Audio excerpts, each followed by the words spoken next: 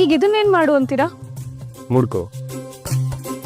ಅಲ್ಲ ನಿಮ್ಗೆ ಸ್ಮೆಲ್ ಆಗಲ್ಲ ಅಂತಿರಲ್ಲ, ಹೋಗಿ ಡಸ್ಟ್ಬಿನ್ಗೆ ಹಾಕು. ನೀವ್ ಅದಕ್ಕೋಸ್ಕರ ಇಷ್ಟು ದುಡ್ಡು ಖರ್ಚು ಮಾಡ್ಕೊಂಡ್ ತಗೊಂಬಂದ್ರ? ಅದಕ್ಕೆ ಯಾವ ಮಹಾ ದುಡ್ಡು ಖರ್ಚಾಗತ್ತೆ, 2 ಮಾಡಕ್ 100 ರೂಪಾಯಿ ಅಷ್ಟೇ.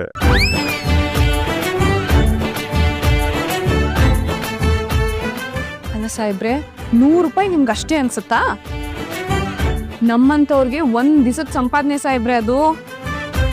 ಬಡವ್ರಿಗೆ 4 ದಿನಕ್ಕಾಗೋಷ್ಟು ಅನ್ನ ಸಿಗುತ್ತೆ, 3 ದಿನ ಮಕ್ಕಳಿಗೆ ಪೌಷ್ಟಿಕಾಂಶ ಇರೋ ಅಂತ ಹಾಲು ಸಿಗುತ್ತೆ, ವಿದ್ಯಾರ್ಥಿಗಳಿಗೆ 1-3 ಪುಸ್ತಕ, 1-2 ಪೆನ್ನು ಬರುತ್ತೆ, ಪಾಪ ಹಸ್ದವ್ರಿಗೆ 1-2 ಹೊತ್ತು ಹೋಟ್ಲಲ್ಲಿ ಊಟ ಸಿಗುತ್ತೆ.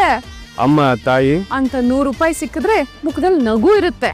ಅಯ್ಯೋ ದೇವ್ರೇ, ಆ 100 ರೂಪಾಯಿ ಕೊಟ್ರೆ ಆಶೀರ್ವಾದನೂ ಸಿಗುತ್ತೆ. ದೇವ್ರು ಮನುಷ್ಯನ್ಗೆ ಅಂತ ಬದುಕನ್ ಕೊಟ್ಟ, ಆದ್ರೆ ಮನುಷ್ಯ ಬದುಕದಕ್ ದುಡ್ಡನ್ ಮಾಡ್ದ. ಅಹಂ ದುಡ್ಡಾಸ್ಮಿ.